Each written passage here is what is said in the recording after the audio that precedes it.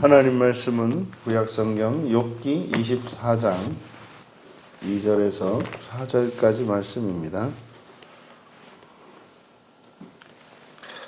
우리 같이 한 목소리로 함께 읽겠습니다. 어떤 사람은 땅의 경계표를 옮기며 양떼를 빼앗아 기르며 고아의 나귀를 몰아가며 과부의 소를 홀모 잡으며 가난한 자를 길에서 몰아내나니 세상에서 학대받는 자가 다 스스로 숨는구나. 아멘. 심판을 모르는 사람들의 세상이라는 제목으로 말씀의 은혜를 나누고자 합니다.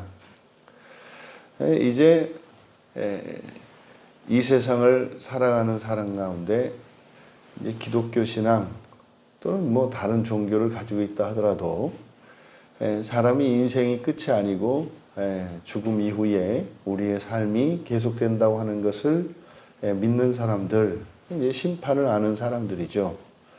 일단 뭐 종말 이후에 대한 정확한 지식을 알고 있어야 하겠습니다만 최소한 그 종말에 대한 인식, 그러니까 죽음 뒤에 하나님의 심판이 있다고 하는 그 사실을 아는 사람과 알지 못하는 사람들의 인생은 다를 수밖에 없습니다. 그러면 심판을 모르는 사람들이 살아가는 세상은 어떠한 것인가를 보여주고 있는데, 먼저 2절에서 땅의 경계표를 옮기고 양떼를 빼앗아 기른다. 그러니까 불법이죠. 땅의 경계표를 옮기는 것은 뭐 이건 율법에서도 엄격히 금하고 있는 것입니다. 그러니까 뭐 이렇게 불법이 난무하고 또 점점 더 횡포해져가는 세상. 양떼를 빼앗아 기릅니다. 그러면은 힘이 있는 자가 힘이 없는 자를 없는 자의 재산을 빼앗는 거거든요. 그러니까 이 약육강식의 법칙이 통용되는 자연 세계나 인간 세계가 뭐 이렇게 다르지 않은, 그러니까 사람들이 사는 세상이 아니라 그저 동물의 세상 같다 이 말이죠. 근데 사실상 동물의 세계는 이렇게 해서 무한대로 뭐 땅의 경계표를 옮기거나 무한대로 뭐 자기 힘으로 약한 자들을 죽이고 하는지 않죠. 최소한 동물의 세계에서는 자기의 영역이 정해져 있습니다. 그리고 필요 이상으로 빼앗는 게 없어요. 근데 인간의 탐욕은 무한하기 때문에 인간 세계에 이 약육강식의 이런 원리가 지배하게 되면은 뭐 동물의 세계에서는 상상도 할 수 없는 끔찍한 지옥과 같은 참상이 일어나게 됩니다. 두 번째로 3절에서 고아와 과부는 사회적인 약자죠. 절대적인 사회적 약자입니다. 그래서 부모가 없다, 그리고 남편이 없다라고 하는 것은 경제적으로 완전히 무기력한 사람을 의미합니다. 단순히 부모가 없고 남편이 없는 것을 의미하는 것이 아니라 이것은 절대적으로 경제적으로 종속되어 있는 사람들, 누군가의 도움이 아니면 살 수 없는 사람들을 말하거든요. 그러니까 그런 사람들을 이제 고아와 과부 또 나그네 뭐 이렇게 이야기를 하죠. 그들, 그러니까 도움을 받고 살아가야 하는, 그러니까 도와주어야 되는 절대적인 사람들이에요. 그런데 그 고아의 나귀를 모러 가요. 그리고 과부의 소를 볼모로 잡아요. 이것은 뭡니까? 최소한의 인간성, 더 나아가 이제 긍휼과 사랑이 메말라간, 그래서 도덕이 땅에 떨어진 그런 사회인 거죠. 그러면요, 사람의 인성은 수성으로 변해갑니다. 그러니까 사람이 동물만 해도 괜찮은데 사실은 동물만도 못한 그런 상태로 변해갑니다. 그래서 사람이 인간성을 상실하게 되면은 동물 이하가 되죠. 그러니까 사람으로서 사람만 사람답지 못한 정도가 아니라 동물보다도 못한 그런 존재로 변해가는 거죠. 그리고 세 번째로 가난한 자를 길에서 몰아낸다. 가난한 자를 길에서 몰아낸다. 여기서 이제 길에서 몰아낸다라고 하는 것은 이제 가난이 죄악시되는 거죠. 그래서 이 가난한 사람들은 이게 기회를 주어서 가난에서 벗어나게 하는 것이 아니라 가난한 것은 죄이기 때문에 가난한 것은 사회의 악이기 때문에 기회도 박탈하는 거죠. 기회도 주지 않는 겁니다. 그래서 그런 사람들은 이런 사회가 된다면 가난이 죄악시되는 사회가 되면 그러면 그런 사회는 경제적인 계급 사회가 되죠. 그러니까 그러니까 재산의 많고 적음에 따라 계급화되어지는 사회가 된단 말이에요. 이것이 사실상 자본주의이죠. 그래서 자본주의가 이제 끝에 가서는 반드시 이제 멸망할 것이라고 예측했던 것이 바로 그겁니다. 자본주의에서는 돈이 기준이거든요. 자본이 기준이에요. 그러니까 돈을 가지고 그 사람을 평가합니다. 그러니까 돈이 많으면 훌륭한 사람이고 돈이 없으면 못난 사람이 되는 거예요. 이게 자본주의의 특성입니다. 그러면 경제적인 계급화가 이제 자유와 권리를 침해하게 되는 거죠. 그러면 많은 재산을 가지고 있는 사람들은 적은 재산을 가지고 있는 사람들의 자유와 이런 권리를 다 가지게 되는 겁니다. 그래서 이제 이러한 자본주의가 가지고 있는 치명적인 약점과 위험성들을 제도적으로 계속 보완해 오는 거죠. 그래서 대표적인 것이 뭐 투표를 할 때 아무리 재산이 많다 하더라도 모든 한 사람에게는 표를 한 표씩만 준다라든지 하는 이런 것들입니다. 그러함에도 불구하고 바로 이런 가난이 죄악시되어짐으로써 인권과 그리고 이 자유가 매매되어질 수밖에 없는, 매매되는.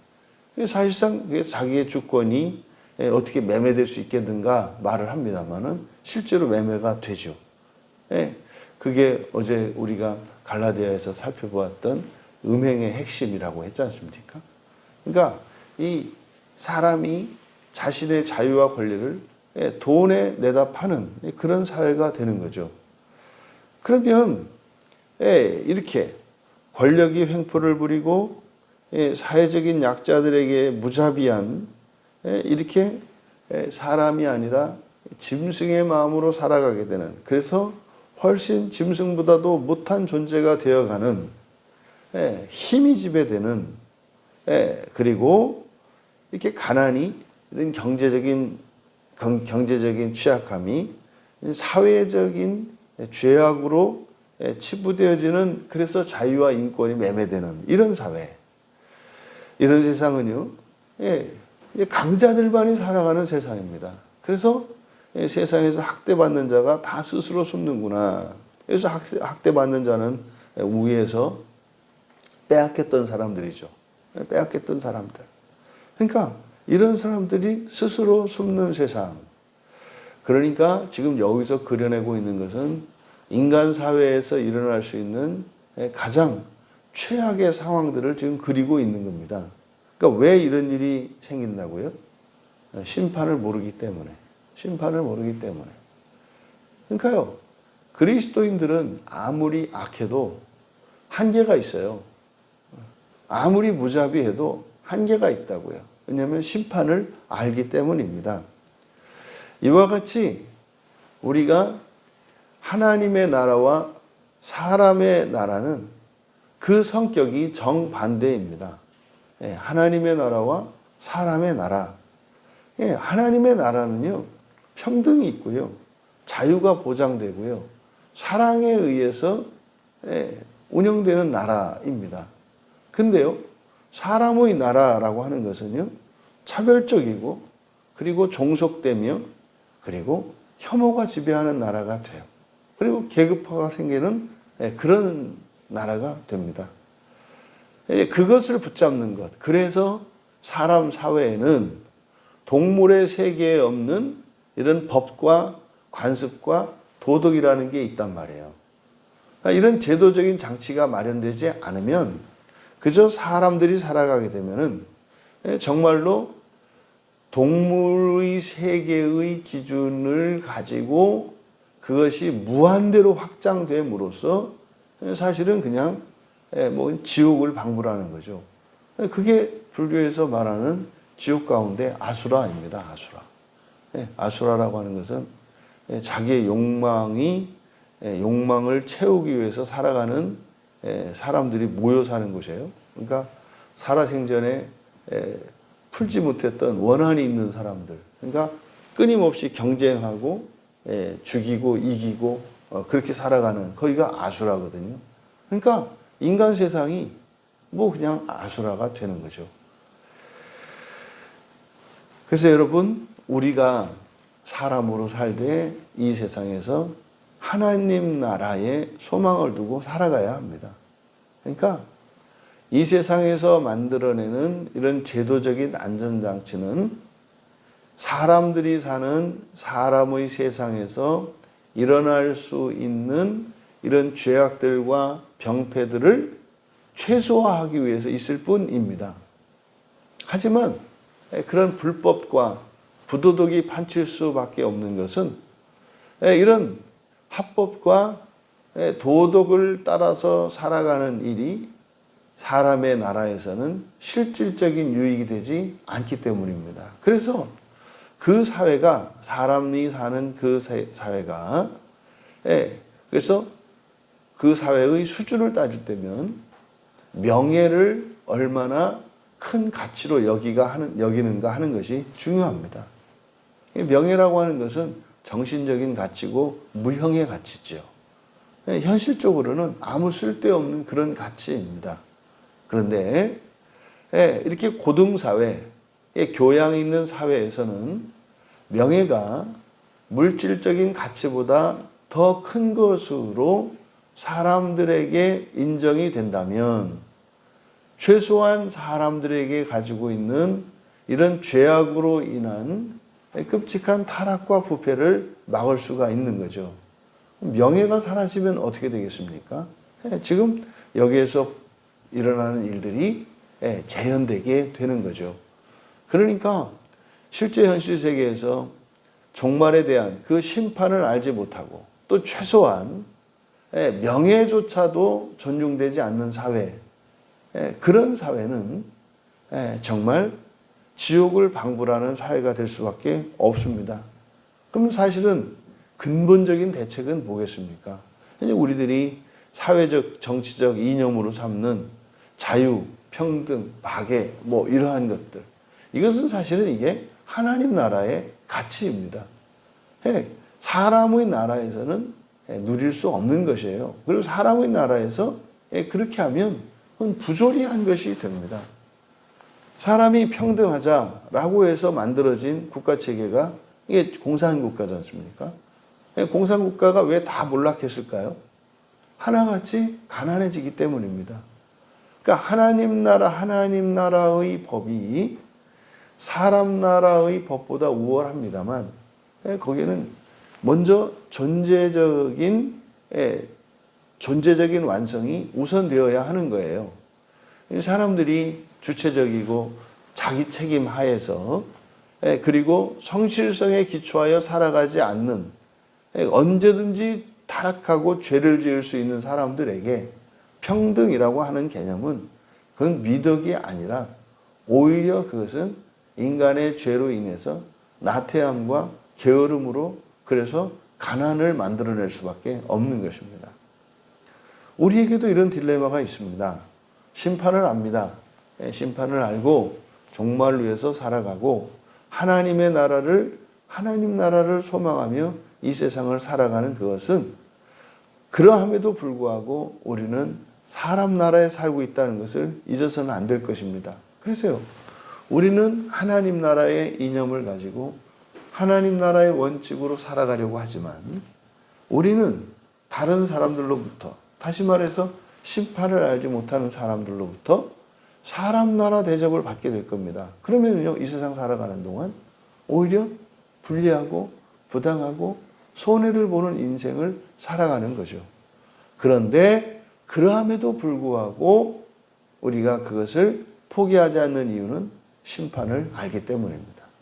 그러니까 그리스도인이라 하더라도 그 심판을 잊어버리게 되면 사실은 오히려 이중고를 겪게 되죠. 우리의 마음에 죄책감에 사로잡혀서 살아가거나 또 설사 양심의 화인을 맞아서 그것을 합리화하고 살아간다 할지라도 우리들의 삶은 결코 행복할 수 없고 그것은 마지막 심판에 가서 크게 후회할 일입니다. 우리는 심판을 아는 사람들입니다. 그리고 심판을 알므로써 하나님 나라의 원리와 법을 따라 살아가는 것이 불리한 것도 압니다. 그러함에도 불구하고 우리가 믿음의 길에서 하나님의 말씀을 따라 살아가야 하는 것은 심판의 결과가 현재의 삶에서 겪는 고난과 박해를 능가하는 것이기 때문입니다. 또한 그 주어지는 보상이 하나님 나라의 법을 어김으로써 현실적으로 기대되는 이익을 훨씬 더 능가하는 것이기 때문에 우리가 신앙을 따라 살아가야 합니다. 오늘 하루 사람 세상에서 하나님 자녀된 우리가 하나님 나라의 법을 따라 살아가고자 할 때 이런저런 어려움이 있을 수 있습니다. 그래서 우리는 절대적으로 하나님께 의존적일 수밖에 없습니다. 그러함에도 불구하고 우리의 최선을 다하고 우리 신앙의 양심을 따라 주님을 의지하며 그런 고난과 박해가 올지라도 물러서지 아니하며 그 나라의 영광을 위하여 승리하시는 우리 모두 되시기를 주님의 이름으로 축원합니다. 존귀하신 하나님, 저희들에게 성경이 없었더라면, 저희들에게 우리 주 예수 그리스도를 믿는 믿음이 없었더라면 도덕과 법이 땅에 떨어진 이 시대에 이 나라가 얼마나 끔찍한 나라가 되었을지 생각해 보게 됩니다. 하나님, 저희들에게 주신 이 하나님의 말씀은 하나님 나라에 이를 수 있도록 하나님께서 저에게 가르쳐 주신 구원의 길일 뿐만 아니라 이 세상을 살고 있는 사람들의 세상조차 최소한 사람들이 살아갈 만한 세상으로 버티게 해주는 것임을 믿습니다. 하나님의 말씀인 성경이 단지 예수 그리스도를 믿는 기독교인들에게만 하나님의 말씀이요 복음이 되는 것이 아니라 예수 그리스도를 믿지 않더라도 성경에 기록된 이 하나님 나라의 원리가 이 세상에 적용될 수 있도록 은혜를 내려 주셔서 주님이 오시기까지 살아야 하는 이 세상조차도 점점 더 좋은 세상으로 변화될 수 있도록 은혜를 내려 주시옵소서. 감사하며 예수님의 이름으로 기도하옵나이다.